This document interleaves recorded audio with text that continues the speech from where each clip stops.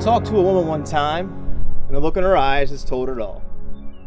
And as she shared, all she said over and over again that she knew her life was a waste and she had made too many mistakes to be forgiven. She was at her wit's end, and you could tell the guilt and shame she felt for the things she had done in her past. So I just spoke up and asked if I could share. And she said yes. I told her my life for many years was like an empty bottle of whiskey and a black Bible. I remember many of times when I felt most of the time insignificant, too broke to be put back together, and when no one was around, I would look at the man in the mirror and all I would see staring back at me was hopelessness. I made a lot of poor choices in my life, from drugs, alcohol, stealing, ran around chasing my own desires. I did things that I never thought I would. I took advantage of people and so much more. I had no self-worth or value, just empty and lost. And on the inside, I was ugly, mean, and nasty, and with my words, I just wanted to hurt people. That's because hurting people hurt people.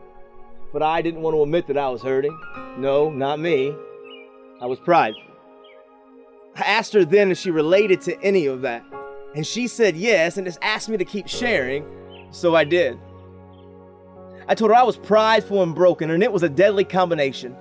Two words that seemed to be as opposite as black and white or up and down: broken and unwilling to ask anybody for help. I knew about God, but the idea of Him forgiving me, how could He if He knew about everything that I had done in my past? I had tried the whole Jesus thing a couple of times, but I had decided on my own in my heart that I couldn't be forgiven.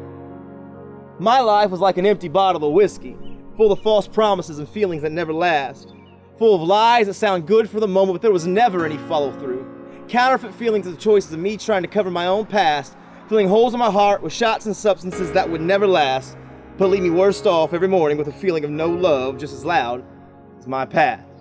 And my belief was just like this empty bottle in one hand and the Jesus of that black Bible in the other, that He could never cover the choice and the behaviors of my past, that I was forever scarred, marked, useless. So I thought. But that's where God stepped in.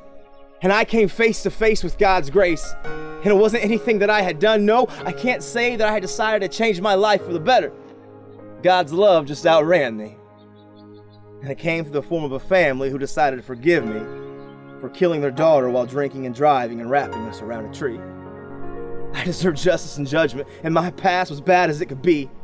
But I was confronted with unwavering love, forgiveness, and grace that I can't describe or even try to understand. And it was there that I began to realize what it meant when Jesus died and hung on that tree. It was specifically for me. And I told that lady all the guilt and shame she felt was nothing more than a lie. And regardless of what she'd been through, God's grace was sufficient for her too. And just as much as that bottle was empty, that this black Bible was full. It was full of hope, love, and full of life. And Jesus is more than a story in this black Bible, but He is the place where God met man to prove to every one of us that we were worth dying for. He was the answer to every hole in our heart and every drug that we seek. He was the solution to every hurtful word that's been said, because He heals our hurts. He's that love that's caused us to wake up ashamed next to somebody that we don't even know their name. He is Jesus, and I told her that He died for her.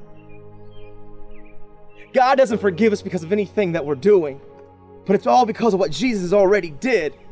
Yes, if you believe in Jesus, you are forgiven, no matter what you've been through. And if He can use somebody like me, I told her He can most certainly use you. But you can't take my words for it. No, you have to find out for yourself. Just follow Jesus and you'll see that everything that I said is true, and that your past no longer defines you, and that God's love is on a mission to outrun you. She just started crying and weeping, and you could see the glimmer of hope in her eyes. And all she said, with tears streaming down her face, was thank you. And just as much as I shared that message with her, people need to know that that message is for them too. You are forgiven no matter what you've been through, and your past no longer defines you. You just have to look to Jesus and follow Him. You are forgiven.